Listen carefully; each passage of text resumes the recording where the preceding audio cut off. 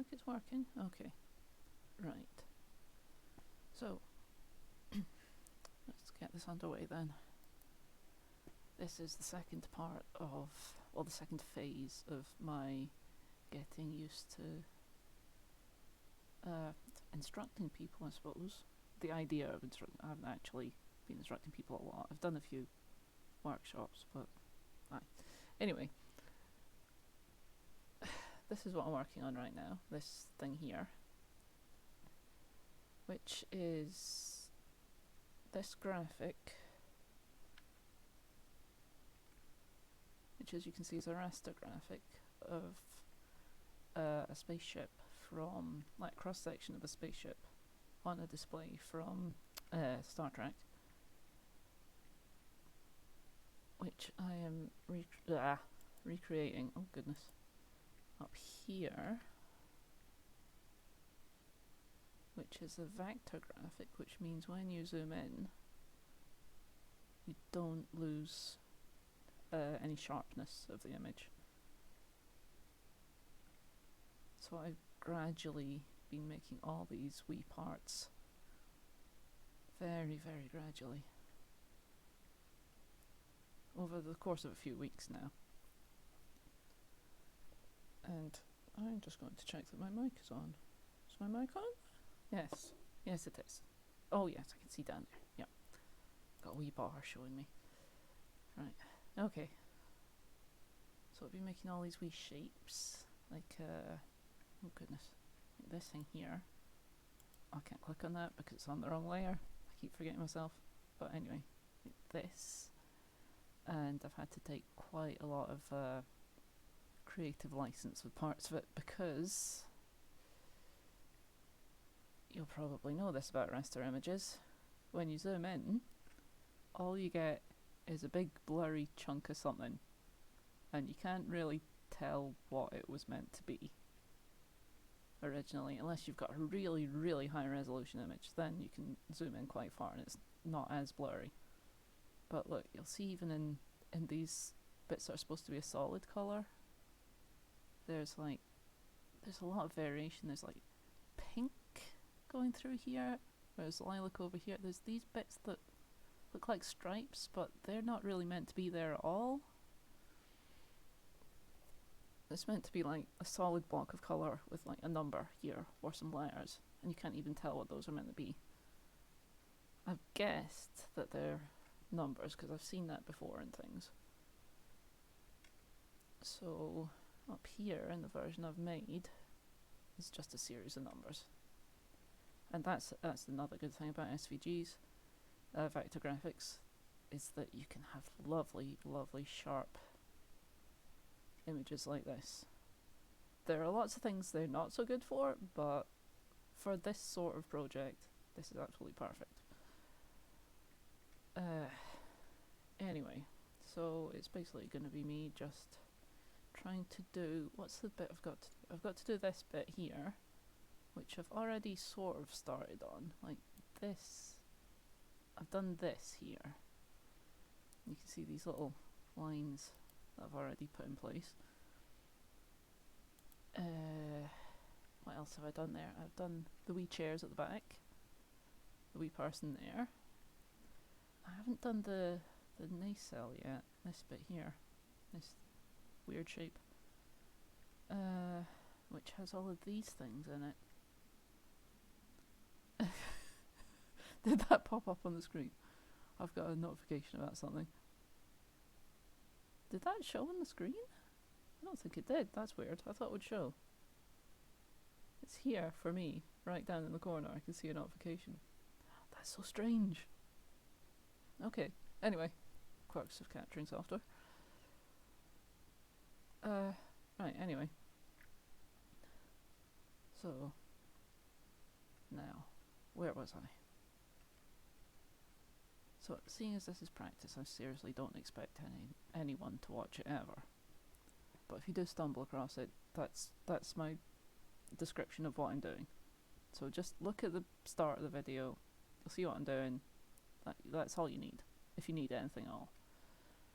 Right, so what am I doing now? all of this needs to be done. Right. Okay. Okay. Well, let's go on with it. Where to begin? Okay.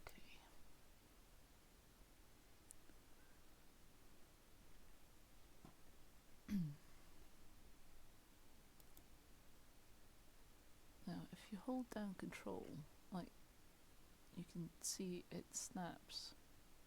This is Inkscape I'm using, by the way, to do this, which you can get for free. So, it's absolutely free. So don't worry about if you don't have Illustrator or something and you're trying to do something similar, just get Inkscape. It's fine. It works just fine. There are some weird things. I wonder if I can get it to do it. There's some weird quirks of it sometimes. Sometimes... Of course it doesn't do it now. Sometimes when you're zooming, it'll look like everything's disappeared, but if you just sort of zoom in and out a bit, it'll fix itself. I don't know why it does that. Maybe you need to select something to get it to do it. No, of course. Today it decides not to do it when I'm trying to show. Right, fine. Fine. We're fine. Right, where are we? Pencil tool. What's it actually called in this? Draw freehand lines. Which I'm using to just draw the freehand lines for each of these little walls or whatever they are. I'm not entirely sure what a lot of these are, just stuff in the background. Oh, another thing that's also good is that, right, when you make a shape, well, you can just duplicate it, which is Control D, which, see, just make a direct copy of it. Or you can do the usual, the standard, like, Control C to copy, and then Control V to paste. Now this one goes down a lot further, well, it goes up a lot further, I mean, than the other one, but it's almost the same shape, so I think I'm going to use this as the basis of that thing. But that's, because it's slightly different, I've got a thing to decide. Either I use it as it is, and just say that that is now the shape of it, because, again, taking a lot of creative license with this, or I tweak it slightly so that it looks more like this one. Now, there are advantages to just leaving it the way it is, obviously, because then I don't have to do anything else. But will that annoy me? Will I think of it later and go, I should have changed that? I might. Hang on. Right, if I might keep this section as it is, like all the way down to like here, to like this area, and then this piece I might change, which is going to take some doing, but we can do that. That's not difficult. But I say it's not difficult, but now I'm thinking about it, maybe it's right. Let's just delete that for now, because we've got that whole thing to copy over anyway. I'm doing it on top of the original image here, and then moving it up to this clean version up here, because that's the easiest way I can. Well, I don't know if easy is the right word, but the best way I can think of going about it, because then I can make sure everything is as aligned as it can be here, and then just move it up. And there is a bit of, yeah, I think this might be taken from a screenshot, this image, because if you look, see, I don't know if you can see that little red line that's coming out from it very well. When I click there, when I click somewhere with the pencil tool, and then I stretch it out, you can see the red line where it's going to draw.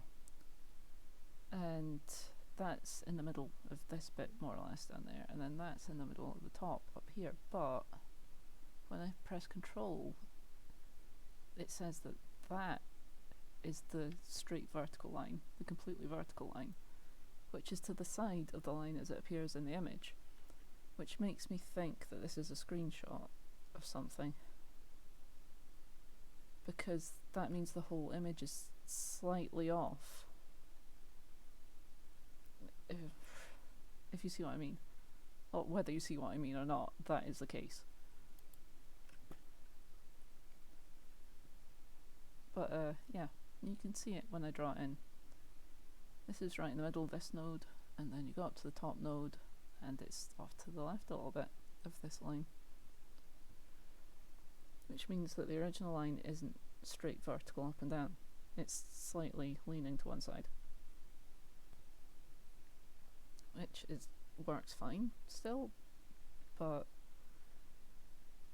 it does mean I have to be aware of that, because if I just drew that line in, like if I started making all the lines this way, then I might end up with them all different, all at different angles to each other. But by holding Control, I can make sure that all the vertical ones are completely vertical, all of the horizontal ones are completely horizontal.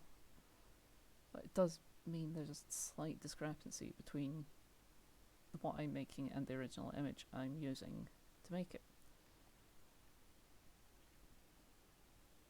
Now, the reason for me making this in the first place is because A, I like Star Trek, and B, I wanted to use something for practice, and this was a really complicated looking image, which maybe I shouldn't have started with, but seeing as I've had a lot of experience with doing things like this with Inkscape, the challenge was worth it.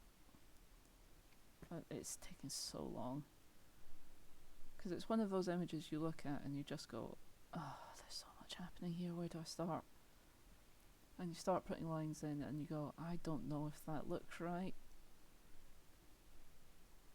and you end up questioning it all along the way. The best way I've figured to do it is just choose something to put in first, like choose a big long horizontal line or something to put in, and work from there, because otherwise you're going to be constantly changing things and questioning yourself, and you'll never get it done. But it is getting done, which is good. I've already put in these doors and some of the bits and bobs up here separately. Right, are those the right ones I've put in? These ones here. Those ones there are these ones here. There are some separate little bits that I have lying about that I can use to put in here until I need to adjust the colour and maybe a few other things, but it'll be fine.